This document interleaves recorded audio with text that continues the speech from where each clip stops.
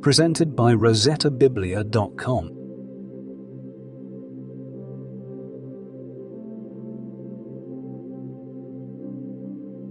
The Book of Esther.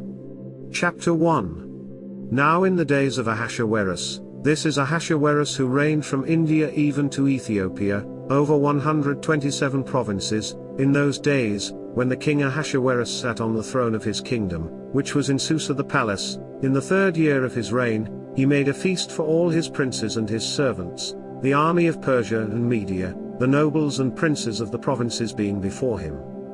He displayed the riches of his glorious kingdom and the honor of his excellent majesty many days, even 180 days. When these days were fulfilled, the king made a 7-day feast for all the people who were present in Susa the palace, both great and small, in the court of the garden of the king's palace. There were hangings of white and blue material, fastened with cords of fine linen and purple to silver rings and marble pillars. The couches were of gold and silver, on a pavement of red, white, yellow, and black marble. They gave them drinks in golden vessels of various kinds, including royal wine in abundance, according to the bounty of the king. In accordance with the law, the drinking was not compulsory, for so the king had instructed all the officials of his house, that they should do according to every man's pleasure. Also Vashti the queen made a feast for the women in the royal house which belonged to King Ahasuerus. On the 7th day, when the heart of the king was merry with wine, he commanded Mehuman, Biztha, Harbona, Bigtha, and Abagtha, Zeta, and Carcass, the 7 eunuchs who served in the presence of Ahasuerus the king, to bring Vashti the queen before the king wearing the royal crown, to show the people and the princes her beauty, for she was beautiful. But the queen Vashti refused to come at the king's commandment by the eunuchs. Therefore the king was very angry, and his anger burned in him. Then the king said to the wise men, who knew the times, for it was the king's custom to consult those who knew law and judgment, and next to him were Karshena, Shetha, Admatha, Tarshish, Meas, Marsena, and Mumukan, the 7 princes of Persia and Media, who saw the king's face, and sat first in the kingdom. What shall we do to Queen Vashti according to law, because she has not done the bidding of the king Ahasuerus by the eunuchs? Memucan answered before the king and the princes, Vashti the queen has not done wrong to just the king, but also to all the princes, and to all the people who are in all the provinces of the king Ahasuerus. For this deed of the queen will become known to all women, causing them to show contempt for their husbands when it is reported, King Ahasuerus commanded Vashti the queen to be brought in before him, but she didn't come. Today, the princesses of Persia and Media who have heard of the queen's deed will tell all the king's princes. This will cause much contempt and wrath. If it pleases the king, let a royal commandment go from him, and let it be written among the laws of the Persians and the Medes, so that it cannot be altered, that Vashti may never again come before King Ahasuerus, and let the king give her royal estate to another who is better than she. When the king's decree which he shall make is published throughout all his kingdom, for it is great, all the wives will give their husbands honor, both great and small. This advice pleased the king and the princes, and the king did according to the word of Memucan, for he sent letters into all the king's provinces, into every province according to its writing, and to every people in their language, that every man should rule his own house, speaking in the language of his own people. 2. After these things, when the wrath of King Ahasuerus was pacified, he remembered Vashti, and what she had done, and what was decreed against her. Then the king's servants who served him said, Let beautiful young virgins be sought for the king. Let the king appoint officers in all the provinces of his kingdom, that they may gather together all the beautiful young virgins to the citadel of Susa, to the women's house, to the custody of Hegai the king's eunuch, keeper of the women. Let cosmetics be given them, and let the maiden who pleases the king be queen instead of Vashti. The thing pleased the king, and he did so. There was a certain Jew in the citadel of Susa whose name was Mordecai, the son of Yair, the son of Shimei, the son of Kish, a Benjamite, who had been carried away from Jerusalem with the captives who had been carried away with Jeconiah king of Judah, whom Nebuchadnezzar the king of Babylon had carried away. He brought up Hadassah, that is, Esther, his uncle's daughter, for she had neither father nor mother. The maiden was fair and beautiful, and when her father and mother were dead, Mordecai took her for his own daughter.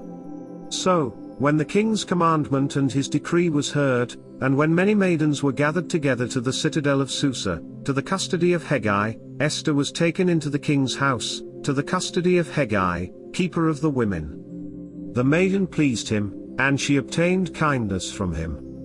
He quickly gave her cosmetics and her portions of food, and the 7 choice maidens who were to be given her out of the king's house. He moved her and her maidens to the best place in the women's house.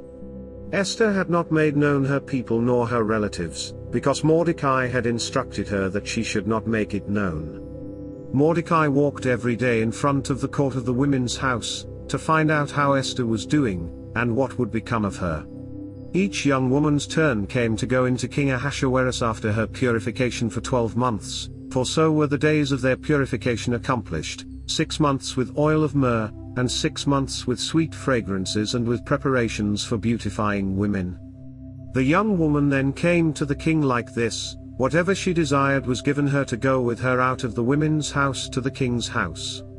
In the evening she went, and on the next day she returned into the second women's house, to the custody of Shashgaz, the king's eunuch, who kept the concubines. She came into the king no more, unless the king delighted in her, and she was called by name. Now when the turn of Esther, the daughter of Abihail the uncle of Mordecai, who had taken her for his daughter, came to go into the king, she required nothing but what Hegai the king's eunuch, the keeper of the women, advised. Esther obtained favor in the sight of all those who looked at her. So, Esther was taken to King Ahasuerus into his royal house in the 10th month, which is the month Tebeth, in the 7th year of his reign. The king loved Esther more than all the women, and she obtained favor and kindness in his sight more than all the virgins, so that he set the royal crown on her head, and made her queen instead of Vashti. Then the king made a great feast for all his princes and his servants, even Esther's feast, and he proclaimed a holiday in the provinces, and gave gifts according to the king's bounty. When the virgins were gathered together the second time, Mordecai was sitting in the king's gate. Esther had not yet made known her relatives nor her people, as Mordecai had commanded her, for Esther obeyed Mordecai, like she did when she was brought up by him. In those days, while Mordecai was sitting in the king's gate, 2 of the king's eunuchs, Bigthan and Teresh, who were doorkeepers, were angry, and sought to lay hands on the king Ahasuerus. This thing became known to Mordecai, who informed Esther the queen, and Esther informed the king in Mordecai's name. When this matter was investigated, and it was found to be so, they were both hanged on a gallows, and it was written in the book of the Chronicles in the king's presence. 3. After these things King Ahasuerus promoted Haman the son of Hammedatha the Agagite, and advanced him, and set his seat above all the princes who were with him. All the king's servants who were in the king's gate bowed down and paid homage to Haman, for the king had so commanded concerning him. But Mordecai didn't bow down or pay him homage. Then the king's servants who were in the king's gate said to Mordecai, "Why do you disobey the king's commandment?" Now it came to pass, when they spoke daily to him, and he didn't listen to them, that they told Haman, to see whether Mordecai's reason would stand, for he had told them that he was a Jew. When Haman saw that Mordecai didn't bow down nor pay him homage, Haman was full of wrath. But he scorned the thought of laying hands on Mordecai alone, for they had made known to him Mordecai's people. Therefore Haman sought to destroy all the Jews who were throughout the whole kingdom of Ahasuerus, even Mordecai's people. In the 1st month, which is the month Nisan, in the 12th year of King Ahasuerus, they cast pure, that is, the lot, before Haman from day to day, and from month to month, and chose the 12th month, which is the month Adar. Haman said to King Ahasuerus, "There is a certain people scattered abroad and dispersed among the peoples in all the provinces of your kingdom, and their laws are different from other peoples. They don't keep the king's laws. Therefore it is not for the king's profit to allow them to remain. If it pleases the king, let it be written that they be destroyed, and I will pay 10,000 talents of silver into the hands of those who are in charge of the king's business, to bring it into the king's treasuries. The king took his ring from his hand, and gave it to Haman the son of Hammedatha the Agagite, the Jews' enemy. The king said to Haman, "The silver is given to you, the people also, to do with them as it seems good to you." Then the king's scribes were called in on the first month, on the 13th day of the month, and all that Haman commanded was written to the king's local governors, and to the governors who were over every province, and to the princes of every people, to every province according to its writing, and to every people in their language. It was written in the name of King Ahasuerus, and it was sealed with the king's ring. Letters were sent by couriers into all the king's provinces, to destroy, to kill, and to cause to perish, all Jews, both young and old, little children and women, in one day, even on the 13th day of the 12th month, which is the month Adar, and to plunder their possessions. A copy of the letter, that the decree should be given out in every province, was published to all the peoples, that they should be ready against that day. The couriers went out in haste by the king's commandment, and the decree was given out in the citadel of Susa. The king and Haman sat down to drink, but the city of Susa was perplexed. 4. Now when Mordecai found out all that was done, Mordecai tore his clothes and put on sackcloth with ashes, and went out into the middle of the city, and wailed loudly and bitterly. He came even before the king's gate, for no one is allowed inside the king's gate clothed with sackcloth. In every province, wherever the king's commandment and his decree came, there was great mourning among the Jews, and fasting, and weeping, and wailing, and many lay in sackcloth and ashes. Esther's maidens and her eunuchs came and told her this, and the queen was exceedingly grieved. She sent clothing to Mordecai, to replace his sackcloth, but he didn't receive it. Then Esther called for Hatoch, one of the king's eunuchs, whom he had appointed to attend her, and commanded him to go to Mordecai, to find out what this was, and why it was. So Hatoch went out to Mordecai, to the city square which was before the king's gate. Mordecai told him of all that had happened to him, and the exact sum of the money that Haman had promised to pay to the king's treasuries for the destruction of the Jews. He also gave him the copy of the writing of the decree that was given out in Susa to destroy them, to show it to Esther, and to declare it to her, and to urge her to go in to the king to make supplication to him, and to make request before him for her people. Hatoch came and told Esther the words of Mordecai. Then Esther spoke to Hatoch, and gave him a message to Mordecai. All the king's servants and the people of the king's provinces know that whoever, whether man or woman, comes to the king into the inner court without being called, there is one law for him, that he be put to death, except those to whom the king might hold out the golden scepter, that he may live. I have not been called to come in to the king these 30 days. They told Esther's words to Mordecai. Then Mordecai asked them to return this answer to Esther: "Don't think to yourself that you will escape in the king's house any more than all the Jews. For if you remain silent now, then relief and deliverance will come to the Jews from another place, but you and your father's house will perish. Who knows if you haven't come to the kingdom for such a time as this?" Then Esther asked them to answer Mordecai, "Go, gather together all the Jews who are present in Susa, and fast for me, and neither eat nor drink 3 days, night or day. I and my maidens will also fast the same way. Then I will go in to the king, which is against the law, and if I perish, I perish." So Mordecai went his way, and did according to all that Esther had commanded him. 5. Now on the 3rd day, Esther put on her royal clothing and stood in the inner court of the king's house, next to the king's house. The king sat on his royal throne in the royal house, next to the entrance of the house. When the king saw Esther the queen standing in the court, she obtained favor in his sight, and the king held out to Esther the golden scepter that was in his hand.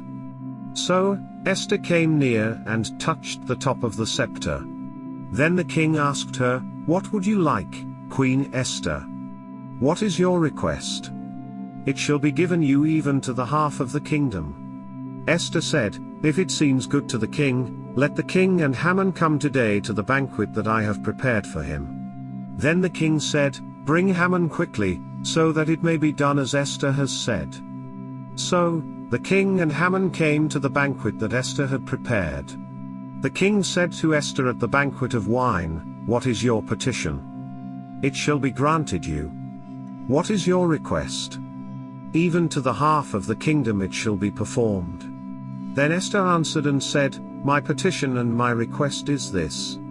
If I have found favor in the sight of the king, and if it pleases the king to grant my petition and to perform my request, let the king and Haman come to the banquet that I will prepare for them, and I will do tomorrow as the king has said." Then Haman went out that day joyful and glad of heart, but when Haman saw Mordecai in the king's gate, that he didn't stand up nor move for him, he was filled with wrath against Mordecai. Nevertheless Haman restrained himself, and went home. There, he sent and called for his friends and Zeresh his wife. Haman recounted to them the glory of his riches, the multitude of his children, all the things in which the king had promoted him, and how he had advanced him above the princes and servants of the king. Haman also said, "Yes, Esther the queen, let no man come in with the king to the banquet that she had prepared but myself, and tomorrow I am also invited by her together with the king. Yet all this avails me nothing, so long as I see Mordecai the Jew sitting at the king's gate." Then Zeresh his wife and all his friends said to him, "Let a gallows be made 50 cubits high, and in the morning speak to the king about hanging Mordecai on it. Then go in merrily with the king to the banquet." This pleased Haman, so he had the gallows made. 6. On that night, the king couldn't sleep. He commanded the book of records of the Chronicles to be brought, and they were read to the king. It was found written that Mordecai had told of Bigthana and Teresh, two of the king's eunuchs, who were doorkeepers, who had tried to lay hands on the king Ahasuerus. The king said, "What honor and dignity has been given to Mordecai for this?" Then the king's servants who attended him said, "Nothing has been done for him." The king said, "Who is in the court?" Now Haman had come into the outer court of the king's house, to speak to the king about hanging Mordecai on the gallows that he had prepared for him. The king's servants said to him, "Behold, Haman stands in the court." The king said, "Let him come in." So Haman came in. The king said to him, "What shall be done to the man whom the king delights to honor?" Now Haman said in his heart, "Who would the king delight to honor more than myself?" Haman said to the king, "For the man whom the king delights to honor, let royal clothing be brought which the king uses to wear, and the horse that the king rides on, and on the head of which a royal crown is set. Let the clothing and the horse be delivered to the hand of one of the king's most noble princes, that they may array the man whom the king delights to honor with them, and have him ride on horseback through the city square, and proclaim before him, thus it shall be done to the man whom the king delights to honor." Then the king said to Haman, "Hurry and take the clothing and the horse, as you have said, and do this for Mordecai the Jew, who sits at the king's gate. Let nothing fail of all that you have spoken." Then Haman took the clothing and the horse, and arrayed Mordecai, and had him ride through the city square, and proclaimed before him, "Thus it shall be done to the man whom the king delights to honor." Mordecai came back to the king's gate, but Haman hurried to his house, mourning and having his head covered. Haman recounted to Zeresh his wife and all his friends everything that had happened to him. Then his wise men and Zeresh his wife said to him, "If Mordecai, before whom you have begun to fall, is of Jewish descent, you will not prevail against him, but you will surely fall before him." While they were yet talking with him, the king's eunuchs came, and hurried to bring Haman to the banquet that Esther had prepared. 7. So the king and Haman came to banquet with Esther the queen. The king said again to Esther on the second day at the banquet of wine, "What is your petition, Queen Esther? It shall be granted you. What is your request? Even to the half of the kingdom it shall be performed." Then Esther the queen answered, "If I have found favor in your sight, O king, and if it pleases the king, let my life be given me at my petition, and my people at my request. For we are sold, I and my people, to be destroyed, to be slain, and to perish. But if we had been sold for male and female slaves, I would have held my peace, although the adversary could not have compensated for the king's loss. Then King Ahasuerus said to Esther the queen, "Who is he, and where is he who dared presume in his heart to do so?" Esther said, "An adversary and an enemy, even this wicked Haman." Then Haman was afraid before the king and the queen. The king arose in his wrath from the banquet of wine and went into the palace garden. Haman stood up to make request for his life to Esther the queen, for he saw that there was evil determined against him by the king. Then the king returned out of the palace garden into the place of the banquet of wine, and Haman had fallen on the couch where Esther was. Then the king said, "Will he even assault the queen in front of me in the house?" As the word went out of the king's mouth, they covered Haman's face. Then Harbinah, one of the eunuchs who were with the king, said, "Behold, the gallows 50 cubits high, which Haman has made for Mordecai, who spoke good for the king, is standing at Haman's house." The king said, "Hang him on it." So they hanged Haman on the gallows that he had prepared for Mordecai. Then the king's wrath was pacified. 8. On that day, King Ahasuerus gave the house of Haman, the Jews' enemy, to Esther the queen. Mordecai came before the king, for Esther had told what he was to her. The king took off his ring, which he had taken from Haman, and gave it to Mordecai. Esther set Mordecai over the house of Haman. Esther spoke yet again before the king, and fell down at his feet and begged him with tears to put away the mischief of Haman the Agagite, and his plan that he had planned against the Jews. Then the king held out to Esther the golden scepter. So Esther arose, and stood before the king. She said, "If it pleases the king, and if I have found favor in his sight, and the thing seems right to the king, and I am pleasing in his eyes, let it be written to reverse the letters devised by Haman, the son of Hammedatha the Agagite, which he wrote to destroy the Jews who are in all the king's provinces. For how can I endure to see the evil that would come to my people? How can I endure to see the destruction of my relatives?" Then King Ahasuerus said to Esther the queen and to Mordecai the Jew, "See, I have given Esther the house of Haman, and they have hanged him on the gallows because he laid his hand on the Jews. Write also to the Jews as it pleases you, in the king's name, and seal it with the king's ring, for the writing which is written in the king's name, and sealed with the king's ring, may not be reversed by any man."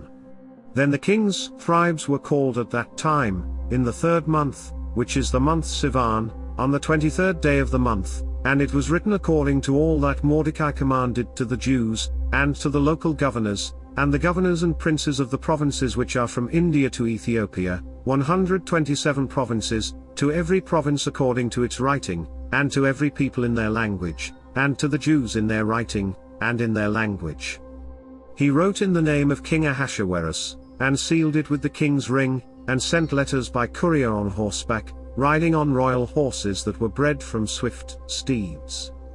In those letters, the king granted the Jews who were in every city to gather themselves together and to defend their lives, to destroy, to kill, and to cause to perish all the power of the people and province that would assault them, their little ones and women, and to plunder their possessions on one day in all the provinces of King Ahasuerus, on the 13th day of the 12th month, which is the month Adar. A copy of the letter, that the decree should be given out in every province, was published to all the peoples, that the Jews should be ready for that day to avenge themselves on their enemies. So the couriers who rode on royal horses went out, hastened and pressed on by the king's commandment. The decree was given out in the citadel of Susa. Mordecai went out of the presence of the king in royal clothing of blue and white, and with a great crown of gold, and with a robe of fine linen and purple, and the city of Susa shouted and was glad. The Jews had light, gladness, joy, and honor. In every province and in every city, wherever the king's commandment and his decree came, the Jews had gladness, joy, a feast and a holiday. Many from among the peoples of the land became Jews, for the fear of the Jews had fallen on them. 9.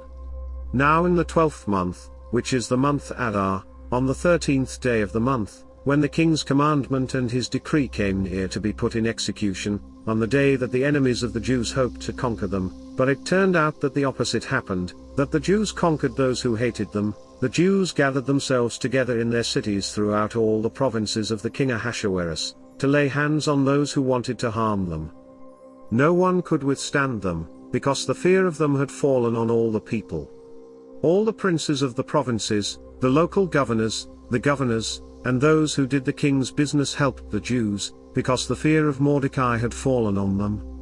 For Mordecai was great in the king's house, and his fame went out throughout all the provinces, for the man Mordecai grew greater and greater. The Jews struck all their enemies with the stroke of the sword, and with slaughter and destruction, and did what they wanted to those who hated them. In the citadel of Susa, the Jews killed and destroyed 500 men. They killed Parshanditha, Dalphon, Aspatha, Parata, Adalia, Aradotha, Parmoshta, Aasai, Aradai, and Vasatha, the 10 sons of Haman the son of Hammedatha, the Jews' enemy, but they didn't lay their hand on the plunder. On that day, the number of those who were slain in the citadel of Susa was brought before the king. The king said to Esther the queen, "The Jews have slain and destroyed 500 men in the citadel of Susa, including the 10 sons of Haman. What then have they done in the rest of the king's provinces? Now what is your petition? It shall be granted you. What is your further request? It shall be done." Then Esther said, "If it pleases the king, let it be granted to the Jews who are in Susa to do tomorrow also according to today's decree, and let Haman's 10 sons be hanged on the gallows." The king commanded this to be done. A decree was given out in Susa, and they hanged Haman's 10 sons. The Jews who were in Susa gathered themselves together on the 14th day also of the month Adar, and killed 300 men in Susa, but they didn't lay their hand on the plunder. The other Jews who were in the king's provinces gathered themselves together, defended their lives, had rest from their enemies, and killed 75,000 of those who hated them, but they didn't lay their hand on the plunder. This was done on the 13th day of the month Adar, and on the 14th day of that month they rested and made it a day of feasting and gladness. But the Jews who were in Susa assembled together on the 13th and on the 14th days of the month, and on the 15th day of that month, they rested, and made it a day of feasting and gladness. Therefore the Jews of the villages, who live in the unwalled towns, make the 14th day of the month Adar a day of gladness and feasting, a holiday, and a day of sending presents of food to one another. Mordecai wrote these things, and sent letters to all the Jews who were in all the provinces of the king Ahasuerus, both near and far, to enjoin them that they should keep the 14th and 15th days of the month Adar yearly, as the days in which the Jews had rest from their enemies, and the month which was turned to them from sorrow to gladness, and from mourning into a holiday, that they should make them days of feasting and gladness, and of sending presents of food to one another, and gifts to the needy. The Jews accepted the custom that they had begun, as Mordecai had written to them, because Haman the son of Hammedatha, the Agagite, the enemy of all the Jews, had plotted against the Jews to destroy them, and had cast pur, that is the lot, to consume them and to destroy them. But when this became known to the king, he commanded by letters that his wicked plan, which he had planned against the Jews, should return on his own head, and that he and his sons should be hanged on the gallows. Therefore they called these days Purim, from the word pure. Therefore because of all the words of this letter, and of that which they had seen concerning this matter, and that which had come to them, the Jews established and imposed on themselves, on their descendants, and on all those who joined themselves to them, so that it should not fail that they would keep these 2 days according to what was written and according to its appointed time every year, and that these days should be remembered and kept throughout every generation, every family, every province, and every city, and that these days of Purim should not fail from among the Jews, nor their memory perish from their offspring. Then Esther the queen, the daughter of Abihail, and Mordecai the Jew wrote with all authority to confirm this second letter of Purim. He sent letters to all the Jews in the 127 provinces of the kingdom of Ahasuerus with words of peace and truth, to confirm these days of Purim in their appointed times, as Mordecai the Jew and Esther the queen had decreed, and as they had imposed upon themselves and their descendants in the matter of the fastings and their mourning. The commandment of Esther confirmed these matters of Purim, and it was written in the book. 10. King Ahasuerus laid a tribute on the land and on the islands of the sea. Aren't all the acts of his power and of his might, and the full account of the greatness of Mordecai, to which the king advanced him, written in the book of the Chronicles of the kings of Media and Persia? For Mordecai the Jew was next to King Ahasuerus, and great among the Jews and accepted by the multitude of his brothers, seeking the good of his people and speaking peace to all his descendants.